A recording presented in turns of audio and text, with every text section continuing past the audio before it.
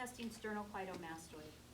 All right, so if you remember, sternocleidomastoid, one on each side, originates on the collarbone, clavicle, inserts at the mastoid process, okay? So unilaterally, it will, when it shortens, and I'm pointing out my right side bending to the same side, rotation of the head to the opposite side, okay, based on its line of pull, okay? Bilaterally, they're going to flex the cervical spine, okay? Chin tuck, all right? So when we're doing this one, it's a pretty simple test. So my patient is against gravity, and she's going to lie supine. And what we're going to do in this case, however, in the gravity, against gravity position is I need to lower my table, meaning this part of the table, because I need my patient's neck and head to be off the table, okay? So we need to be careful and make sure that we are supporting said noggin, okay? So we don't want any boo-boos to happen. So the movement for sternocleidomastoid is simply going to be chin to chest, okay? So I can say to my patient, I'm going to lower the headrest on this portion of our exam. So what I want you to do is I want you to scoot down just a little bit because I want your shoulders to be well stabilized on the bottom. Perfect. Oh, too far. Right there, okay? So when I do this, I'm going to come around and I'm going to stabilize. And if your patient can, you can certainly say to them, can you hold your neck up for me? But I have her while I'm letting her come down, okay? Now I want her to scoot back towards me just a little bit, okay? But I don't want my patient to feel like they're falling into space when I reduce the table's head, okay? So the motion is from extension, hyperextension, into flexion. Hyperextension into flexion, okay? So this is what it feels like. And of course I will demonstrate first that it is simply, I've got your head. I've got your head. There you go, let me have it, let me have it. Okay, so when I'm demonstrating, it's a chin tuck, okay? Chin to chest, that's all it is, okay? So now I've demonstrated to her what it looks like and what it feels like. So I'm gonna bring her down. Okay, I still have her because if your patient does in fact have weakness in the sternocleidomastoid, this is going to be difficult for them and it could be painful. Any of you guys wake up in the morning with a kink in your neck?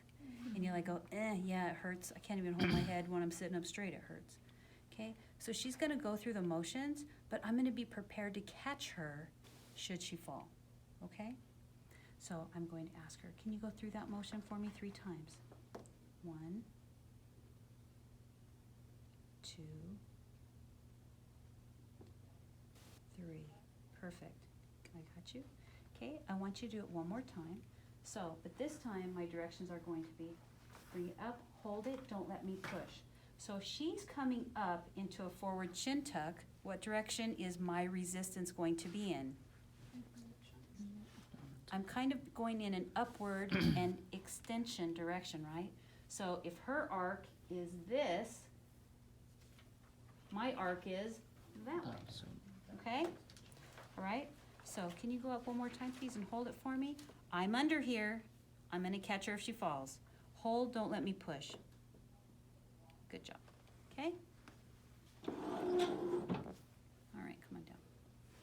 All right, got it? Okay, hold, don't let me push. I'm under her, I'm ready to catch her, because if you start to push on a patient that has weakness in the SCM, they're gonna go. Which hand would you palpate if you Okay, if you want to catch her and you're... Could have been nice and shown you that, right? Okay, so she's up, hold, don't let me push. Okay, your sternocleidomastoid is right there. Okay, but I'm still close. I'm still in the vicinity. Like, whoop, won't take me much if she starts to slip. Okay, but also hold it. I'm right here, and here's your sternocleidomastoid, right?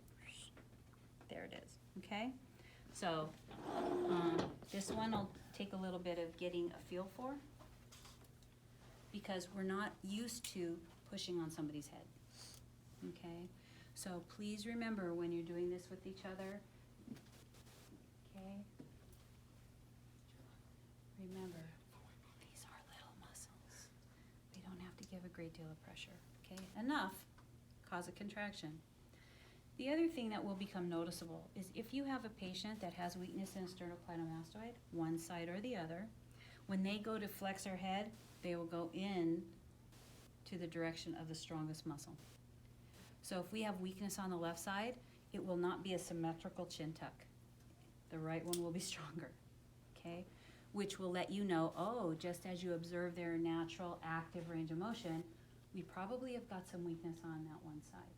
So we're gonna prepare ourselves and say, my hands are gonna be ready, okay? Right? So the opposite, we'll see an oppositional difference in just cervical flexion if we have weakness in one SCM, okay? So patients that have like a whiplash, right, car, like we just read about. Patients that experience coup contre coup, that is when they have a whiplash but they hit something, okay? Coup is when you come forward and you hit, like it said, hit the windshield. Sometimes that can cause translation of C1, C2, where our respiratory and our cardiac centers are at. Sometimes that can cause death. Sometimes people just hit something, come back and hit maybe the uprise, right, on the car, that little headrest thing. Okay, that would be contre coup. And what happens here is that the brain bounces forward inside of the skull, hits the skull, concussion, bounces backward when you come back and hit this way, and then you get a concussion also on the back side of the head, okay? Coup, contre coup. So we'll be talking about those kinds of things as we move along as well, okay? So just be aware that if you are doing something, a movement that is a bilateral movement, how we test, and you see rotational components to one side, that's indicative of weakness, okay? So right away you'll notice that something's going on, okay? Same thing with rectus, okay? When we get down to rectus. If I ask my patient to do a sit-up for me, but there's natural rotation, I know that one portion of my rectus is weak because the strong side is doing all the pulling, okay?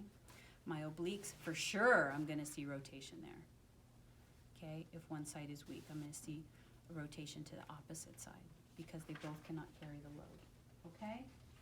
All right, so that is your sternocleidomastoid, all right? So stay there for me. We're gonna roll you over to your